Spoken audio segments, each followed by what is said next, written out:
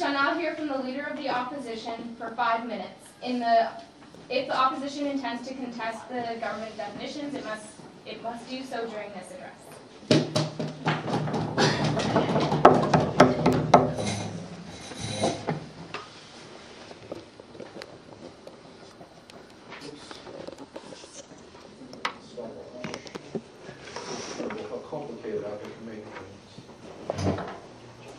Thank you, Mrs. Speaker.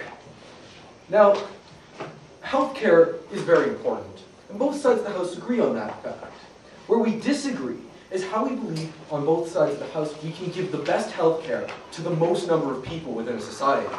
On side proposition, they think we can give the best healthcare to the most number by making it so that people cannot pay for it. Nobody can go outside of the public system. Outside opposition, what we're going to be arguing today is that by adopting a two-tier system, where there's a basic level of medical care that can be supplemented with private companies if desired, we're actually going to have more healthcare available for everyone in society. We're actually going to improve healthcare for everyone. So, what are we exactly arguing for on side opposition? Well, in side opposition, we think that the proposition kind of implied a false dichotomy. They implied that there's either the public system, where everything is run by the government, or there's the private system, like what we see in the United States, where almost everything is run by the private companies. But we think that there's a middle ground, and that's what we're going to be arguing for on side opposition today. We're going to be arguing for a two-tiered system with a baseline of medical care that everyone can access, no thank you, as well as supplemental care that can be purchased if the person desires and can afford it. In other words, everyone has a baseline and you can go above that. Now, why on side opposition are we supporting this? Well, we have three main points that we're going to be bringing up to support it. The first is the idea that competition improves service. The second is that we're going to be easing the strain on government services, and the third is that we're going to be promoting innovation in the medical field. I'm going to be looking at the first two of those, and my partner Danny is going to be looking at the third. So let's go through them. The first point is this idea of competition improves service. What we're going to say on side opposition is that by allowing for private companies to exist in the healthcare field, we're actually making it so they can supply healthcare. And in doing so, we're giving them an incentive to provide better, I'll take you in a moment, provide better service for cheaper. Yes? Well, what's the motivation for improvement in the public system if the most powerful members of society are those with money? I'll get to that in a moment.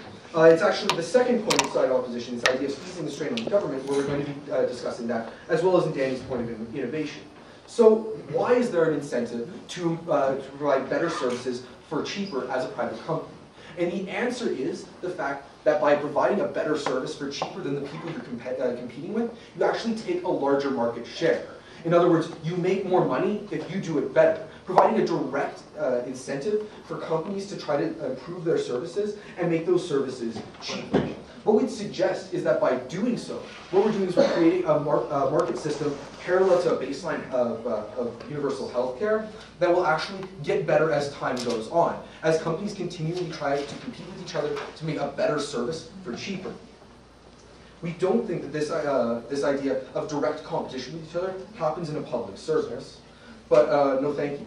But what we would say, and this moves into the second point of side opposition quite nicely, is that by allowing people to accept private companies and go to private companies for their health care, what we're going to be doing is easing the strain on government services, no thank you.